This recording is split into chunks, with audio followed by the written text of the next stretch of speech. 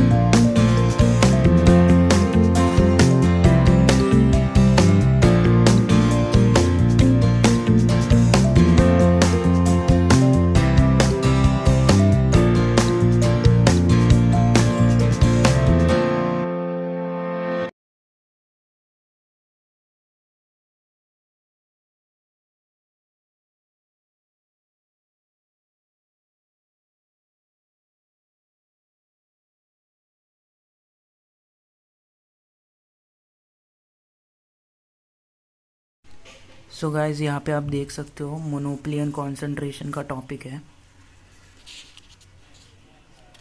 और इसमें भी काफ़ी सारे डायग्राम्स दिए हैं। जैसे ये डायग्राम है मोनोपोली का। तो यहाँ पे लिखा है कि marginal revenue is equal to marginal cost. Marginal revenue equivalent होता है ग्रॉस प्रॉफिट जैसा। तो इसकी वजह से उसको बोला है marginal revenue is equal to marginal cost. और यहाँ पे सेकंड डायग्राम भी दिया है कैसे है।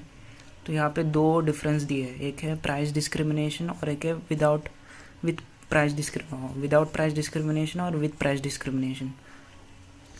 तो आप देख सकते हो यहाँ पे डेड वेट लॉस आ रहा है। डेड वेट लॉस मतलब क्वांटिटी भी घट रही है और प्राइस भी गिर रहा है। तो अगर कोई कंपेटिटर आता है और आपकी मोनोपोली है तो ऐसा होता है, तो आपको क्वांटिटी भी घटानी पड़ती है और प्राइस भी, दोनों डिक्रीज़ होता है इसकी वजह से। तो इसकी वजह से क्या होता है कि आप प्राइस तो फिक्स्ड करते हो, लेकिन कांस्टेंट वेरिएबल कॉस्ट आता है उसकी वजह से, और फिक्स्ड कॉस्ट तो रहता ही नहीं है। तो इसकी वजह से कभी कभी लॉस हो जाता है इधर। और विथ प्राइस डिस्क्रिमिनेशन अगर देखें तो यहाँ पे अलग अलग क्वांटिटीज़ दिया है अलग अलग प्राइस में। तो जैसे ही कोई कॉम्पिटिटर घुस गया मोनोपोली मार्केट में compete कर रहा है आपके साथ, तो आप अलग अलग क्वांटिटीज़ के साथ अलग अलग प्राइजेस फिक्स कर सकते हो। जिसका मतलब है यहाँ पे ये है एवरेज टोटल कॉस्ट। तो यहाँ पे आपको प्रॉफिट हो जाएगा अगर कोई घुसता है तो ऐसे।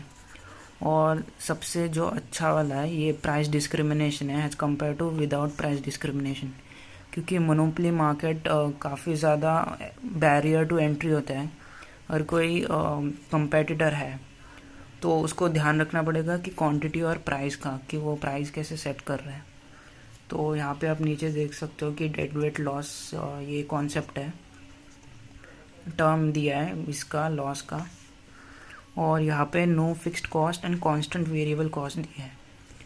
मतलब marginal cost is equal to average total cost, तो ऐसा है, यानी कि marginal benefit is greater than marginal cost. तो यहाँ पे बेनिफिट होगा क्योंकि कैपिटल अलोकेट हो रहा है इसमें।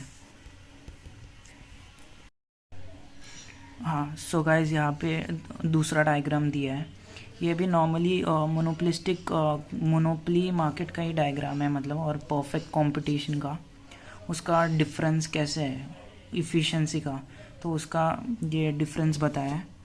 मोस्टली वैसा ही है, नेचुरल मोनोपली मतलब फॉर एग्जांपल मोनोपली मार्केट जैसे गूगल कंपनी हो गई, सर्च इंजन में नंबर 1 पे है, कोई कंपेटिटर नहीं है जो ऐसे मतलब compete कर सकता है। तो गूगल का एग्जांपल ले सकते हैं आप मोनोपली में। और इसके बाद इकोनॉमीज़ ऑफ स्केल करके आता है, जैसे डिक्रीज़ हो गया एवरेज कॉस्ट ऑफ प्रोडक्शन, और आप ज़्यादा प्रोड्यूस कर रहे हो तो ऑटोमेटिकली उसकी एवरेज कॉस्ट गिर जाएगी आप, क्योंकि आप इकोनॉमीज़ ऑफ स्केल कर रहे हो। तो ये कॉन्सेप्ट है उसका। सो गाइस यहाँ पे तीसरा डायग्राम दिया है, ये भी सिमिलर ही वैसा ही है डायग्राम, लेकिन थोड़ा डिफ़िकल्ट डायग्राम दे रखा है यहाँ पे।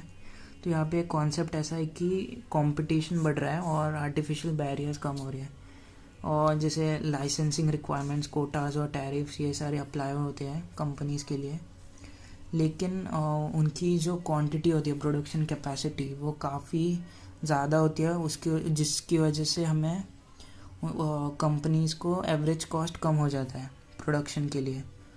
फॉर एग्ज़ाम्पल टेस्ला कंपनी अगर देखें तो जितना हो सके उतना ज़्यादा कार मैन्युफैक्चर्स करती है, जिससे उनका COGS तो काफ़ी कम होता है और गाड़ियों की सेल्स बढ़ती है, तो उनका ऑटोमेटिकली प्राइस रिड्यूस हो जाता है।